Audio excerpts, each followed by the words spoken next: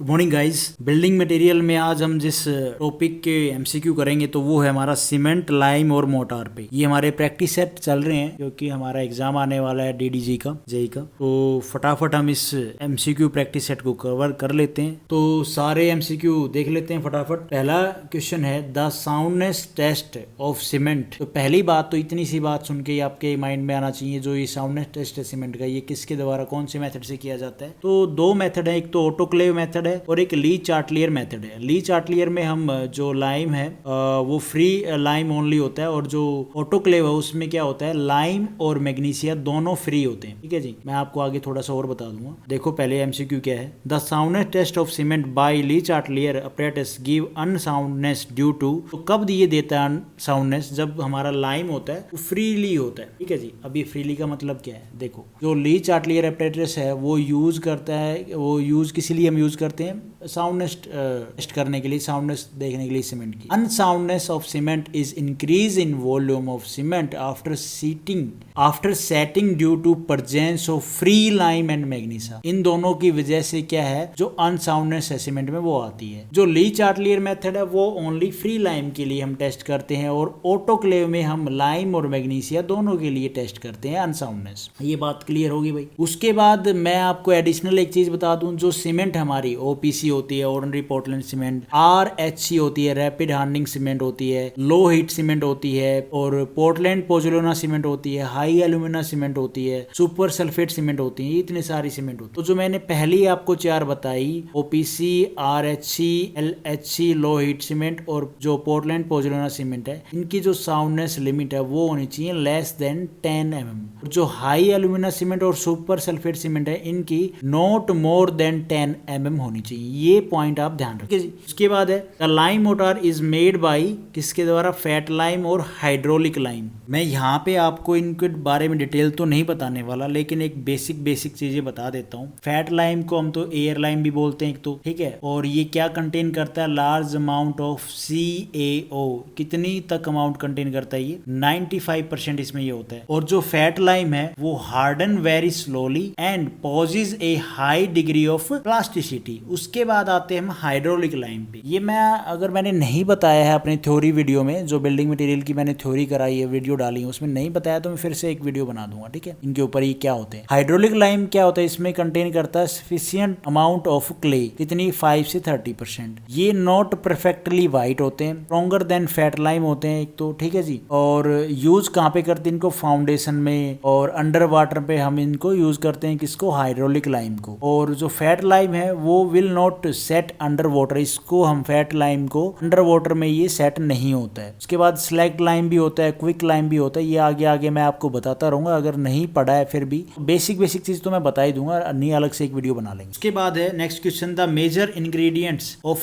Portland cement are. क्या क्या होते हैं भैया major ingredient, lime and silica. Lime की क्वांटिटी होती है अप्रोक्स 60 से 65%, और जो सिलिका होता है वो 70 से 25% होता है, किसमें, पोर्टलैंड सीमेंट के अंदर। उसके बाद है जी, मैं परसेंटेज लिख भी देता हूँ यहाँ पे, एक की होती है 60 से 65 और इसकी होती है 70 से 25%। उसके बाद है ओलिस एसिड में B use in the manufacture of hydrophobic cement. अब यहाँ पे क्वेश्चन आता है ये कौन सी सीमेंट होती है भैया, तो इतना डिटेल में नहीं क्वेश्चन आता, फिर भी मैं बता देता हूँ मोटा मोटा। जो ये ओलिक एसिड होता है, ये क्या होता है, हाइड्रोफोबिक जो सीमेंट है ना, is obtain by grinding OPC, ordinary Portland cement clinker with water repellent film forming substance such as oleic acid and stearic acid. ये देखो डिटेल में पढ़ने वाली बात है, ये मुझे भी याद नहीं है यार, मैं सच बोलूं तो, लेकिन फिर भी मैंने थोड़ा बेसिक सा थ्योरी देख के बता दिया आपको। उसके बाद है lime is made from dolomite और कैल्शियम कार्बोनेट। ये तो इजी है, होप मैंने लाइम वाले चैप्टर में ये सब बताया हो आपको, डोलोमाइट, कैल्शियम कार्बोनेट ये क्या होते हैं। अगर नहीं बताया मैं देखूंगा यार, चेक करूंगा, उन वीडियो में है नहीं। उसके बाद है जी, for the manufacture of Portland cement the property of raw material use. देखो लाइम कितना पोर्टलैंड सीमेंट में, 63%, मैंने ऊपर आपको बताया परसेंटेज कितना होता है किसके बीच में, सिलिका 22%, और अदर इंग्रेडिएंट होते हैं वो कितने होते हैं, 15%।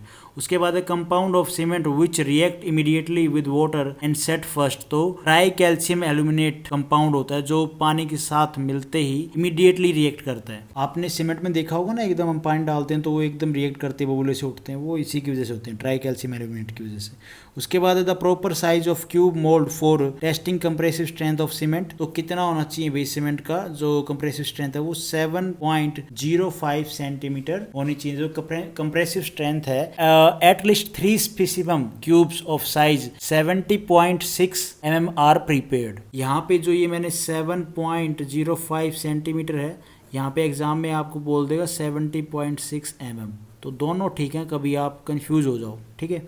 उसके बाद है specific gravity of ordinary porter cement is generally कितनी होती है, 3.15। उसके बाद है gypsum is added to cement to contract C3A। देखो ये जो तीनों क्वेश्चन है ना, ये थोड़े से कंफ्यूजिंग है पर इंपॉर्टेंट है। तो जो प्रॉपर साइज ऑफ क्यूब जो testing compressive strength of cement, इसमें हम 3 स्पेसिफिक लेते हैं, ठीक है। तो इसका जो साइज पूछ लिया है 70, अगर mm में पूछे तो 70.6 mm, सेंटीमीटर में पूछे तो 7.05 सेंटीमीटर। उसके बाद स्पेसिफिक ग्रेविटी पूछ ली OPC की, ऑर्डिनरी पोर्टलैंड सीमेंट की कितनी, 3.15, और जिप्सम को ऐड करते हैं सीमेंट में टू कॉन्ट्रैक्ट C3A। उसके बाद क्वेश्चन है the compressive strength of OPC ordinary Portland cement after 3 days should not be less than. तो 3 दिन के बाद जो कंप्रेसिव स्ट्रेंथ है वो लेस नहीं होनी चाहिए, कितनी से, 150 kg पर सेंटीमीटर स्क्वायर से कम नहीं होनी चाहिए। देखो भैया पहले डे में तो चलो ठीक है, दूसरे डे में ऑर्डिनरी पोर्टलैंड सीमेंट की 33 ग्रेड की बात कर रहे हैं हम, तो कितनी होनी चाहिए कंप्रेसिव स्ट्रेंथ, मिनिमम की बात कर रहे हैं तो 16, ठीक है। 7 डे में 22, ये मिनिमम की बात कर रहे हैं, और 28 डे में 33.0 न्यूटन पर mm स्क्वायर, ये केजी में है, तो आप ध्यान रखना इस चीज। मैंने न्यूटन में बोला, अभी सारी जो रीडिंग बोली ये केजी में पूछा गया, 150 kg पर सेंटीमीटर स्क्वायर। उसके बाद है जी question the constituent of cement which is responsible for initial setting time of cement is tricalcium aluminate. मैंने पीछे इसके बारे में बताया आपको क्या रिएक्शन करता है ये। उसके बाद है the main ingredients of Portland cement are lime and silica. ये कितनी बार क्वेश्चन आएगा यार, कितने % होता है ये भी मैंने आपको पीछे बताया। उसके बाद है good variety of cement contain higher percentage of try calcium silicate. ये एल्यूमिनेट मत कर देना, ये ट्राई कैल्शियम सिलिकेट की बात कर रहा है गुड वेराइटी ऑफ सीमेंट में। उसके बाद commonly use lime in white washing is fat lime का हम कॉमनली यूज करते हैं। मैंने थोड़ा सा इसके फैट लाइम के बारे में पीछे आपको बताया है, देख सकते हैं, नहीं सो अलग से एक वीडियो लेके आएंगे, क्योंकि जो फैट लाइम है वो commonly use for plastering and white washing में हम यूज करते हैं। Fat lime will not set under the water. Hydraulic lime के बारे में पढ़ा थोड़ा सा, मैंने आपको बताया फाउंडेशन में और अंडर वाटर यूज करते हैं। उसके बाद है वाटर रिक्वायर्ड पर बैग ऑफ सीमेंट कितना, 14 kg।